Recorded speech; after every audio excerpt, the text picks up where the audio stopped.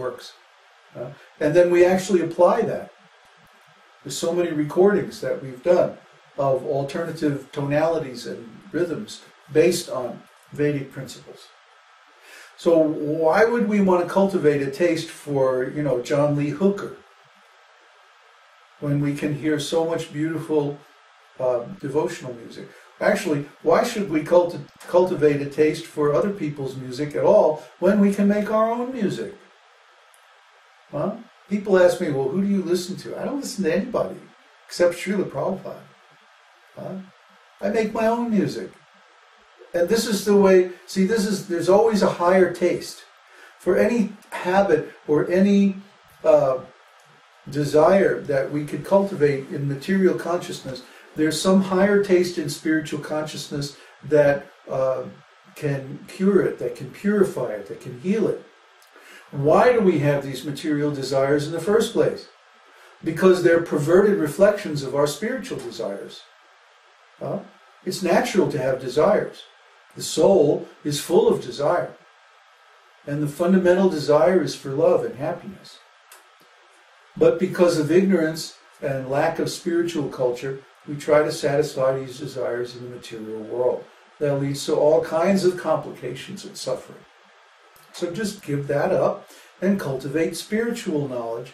Satisfy your desires in the spiritual world, and there's no complications. It's direct, immediate, and transcendental.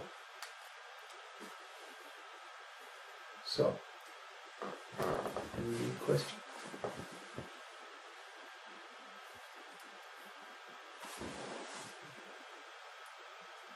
I have a question. Oh, can I? A person in pure devotion derives even the concept of liberation. Yeah.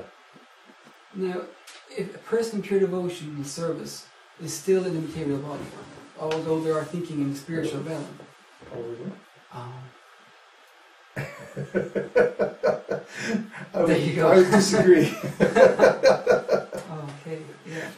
Well, try to understand.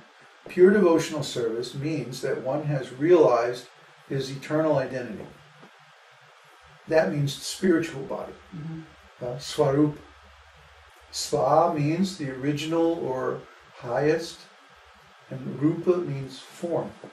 So the Swarupa means the original form, the spiritual body. Has realized. Has realized. They've attained it. Yeah. They're in their spiritual body. So then they can come into this material body and operate. Remember that movie we saw on the bus? Oh, yeah. That was such a funny movie. It was about these guys from another planet who come to Earth in a huge robot. Well, it's huge for them because they're only about this tall, and but it's the size of a human being and the shape of a human being, right? But there's all these little guys running around inside it, operating it. It was a funny movie. I don't know. We didn't even really listen to it. We just sort of watched it. Watch it from afar. Yeah. But anyway, that's what it's like. It's like you're in this body, but you're not this body. You see? So you're already liberated. So why would you want more liberation? I mean, it's like you already have liberation, but without having to endeavor separately for it. See? It's like liberation is part of the realization of pure devotional service automatically. Okay. You don't have to. It's already given. You're already liberated. It's like you're already liberated. Why do you want liberation more? Yeah. Usually it's for the conception of removing the pain of material body. Very good. Yeah. But that's selfish.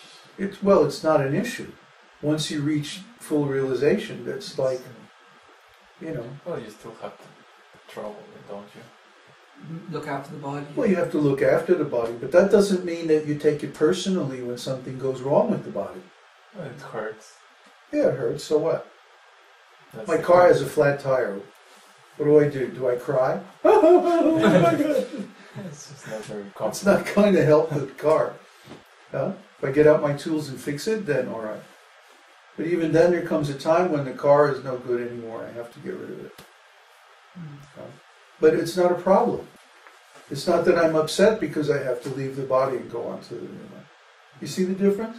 There's pain and there's suffering. There's two different things. Pain is simply pain. It's just a sensation like any other sensation. Suffering is when we get all upset over it. Oh, I'm in pain. Oh. Poor me. And that hurts worse than the pain. Yeah.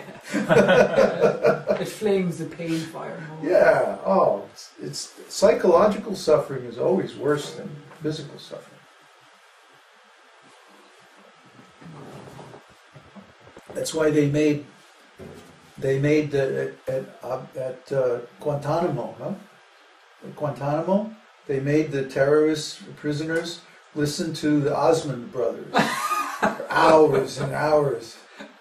Oh, that's so no, please put me on the rack. Stick the bamboo with fingernails, anything, but not the Osmond. So would a pure devotion, a person in pure devotion, would they see the body then as a tool to spread Krishna consciousness? Yeah, the body is a tool. The body is a vehicle. That it can use on this planet to spread the love of God. That's the point, exactly.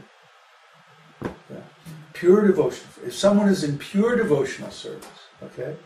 I'm not saying that's easy to attain, right? But you see someone, for example, who's in yogic consciousness, they might want to attain freedom from the body for some mystic power, like, traveling through space or something like that. See?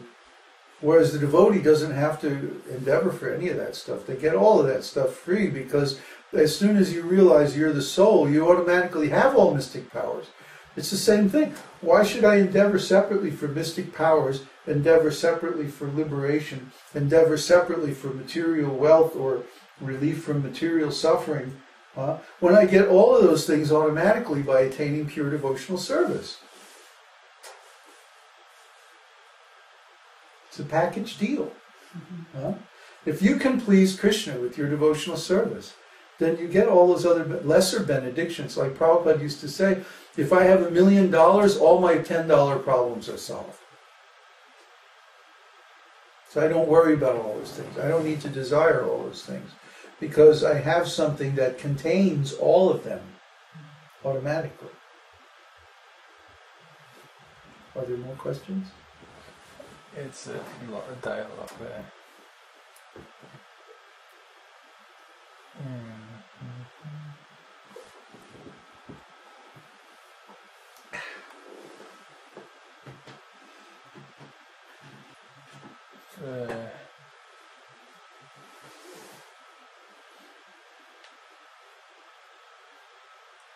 This is a tricky one. They're all tricky. From Peter.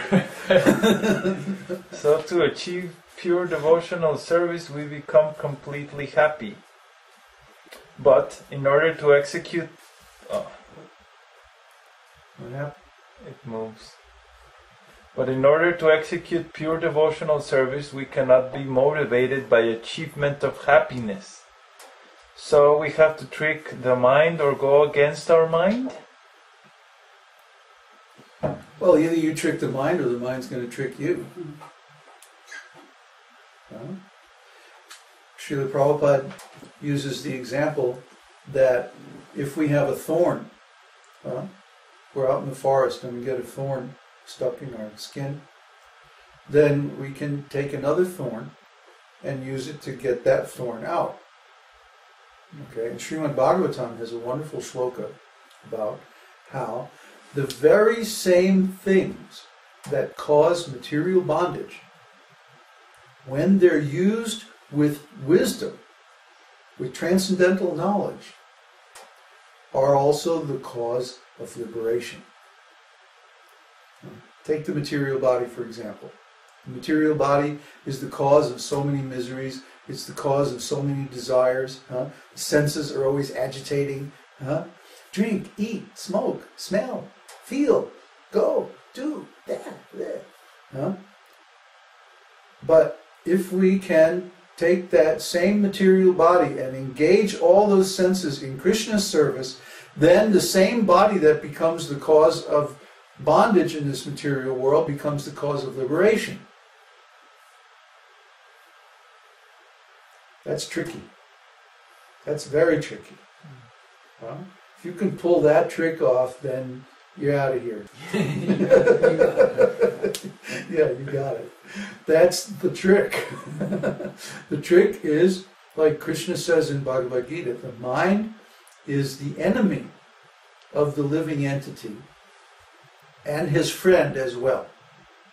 That when the mind is controlled in devotional service, it's the best friend of the living entity. But the uncontrolled mind is the cause of his bondage, so it's the greatest enemy.